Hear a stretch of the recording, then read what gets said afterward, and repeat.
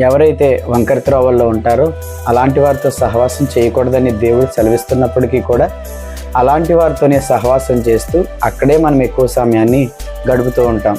ఇది ఎంతవరకు సమంజసం ఒకసారి ఆలోచన చేయండి. సంసోను దైవభక్తి కలిగిన వాడైనప్పటికీ కూడా, దేవుని చేత అభిషేకించబడిన వాడైనప్పటికీ కూడా, దేవుని దగ్గర నుండి శక్తిని బలమును పొందుకున్న వాడైనప్పటికీ కూడా వెళ్ళకూడని స్థలాల్లోనికి వెళ్ళాడు. షోరేకు లోయలో ఉన్న దెలీలా అనే ఒక స్త్రీని మోహించి ఆ స్థలానికి వెళ్ళి తన జీవితాన్ని ఎలా పతనం చేసుకున్నాడో మనందరికీ కూడా తెలుసు. కాబట్టి మనం వెళ్ళాల్సిన చోటుకు వెళ్లకుండా వెళ్ళకూడని స్థలాల్లో ఉంటే అది ఖచ్చితంగా మనల్ని నాశనమునకు నడిపిస్తుంది. కానీ అపోస్తల కార్యముల్లో పేతురు గారు ఒక వ్యక్తి దగ్గరికి వెళ్ళి, ఇదిగో నీవు లేచి దిగ్గున నడువు అని సెలవివ్వగానే ఆ వ్యక్తి లేచి గంతులు వేసుకుంటూ ఒక స్థలానికి వెళ్ళారు. మీరు